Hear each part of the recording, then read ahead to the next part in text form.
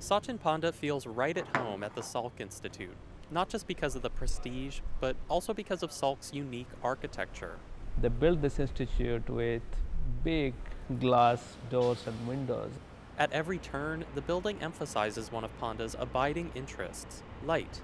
His lab sits 2 stories below ground floor, so you might think it would be dark and gloomy, but thanks to Salk's deep natural light wells, it's anything but. There is very little lab space inside that's actually not brightly illuminated during daytime. Here, Panda studies circadian rhythms. He's trying to understand how an internal biological clock keeps our bodies on a steady 24-hour cycle. And he's found that light plays a crucial role, but not necessarily through vision. Even blind people have their daily rhythms regulated by light. That told us that there must be some unknown light sensor present in the eye. That light sensor is called melanopsin. Panda knows that it helps to keep the body's internal clock ticking because he once did an experiment on mice that lacked melanopsin. They could see just fine, but when Panda simulated jet lag for the mice by adjusting the time of day when they were exposed to light, things got rough.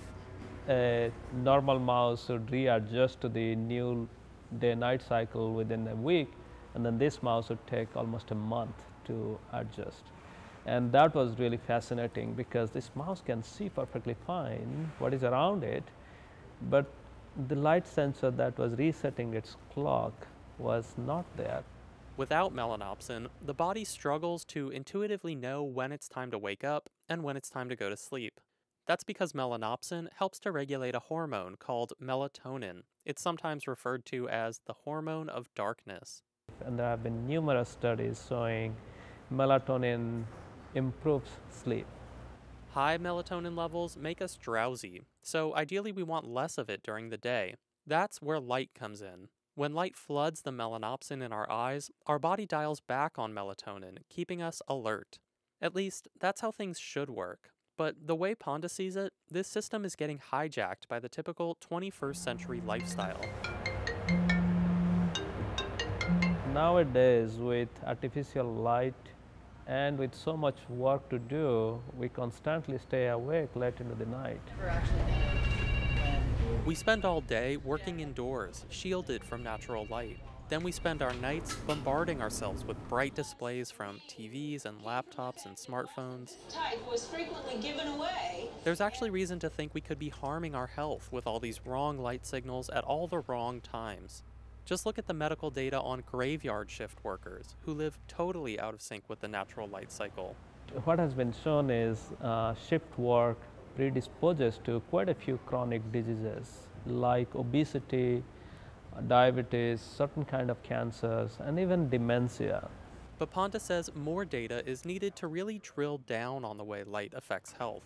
So he's getting people to wear light sensors around their wrists. So this device will monitor your activity, and it also has a light sensor. The idea of a Fitbit for light intrigued me, so I took one of Panda's sensors home. So the whole idea is to see how much light you get exposed to during the entire day, and we'll see whether that light level will affect how you are sleeping, how much you are active, etc. And so I went about my routine, working, sleeping, running errands.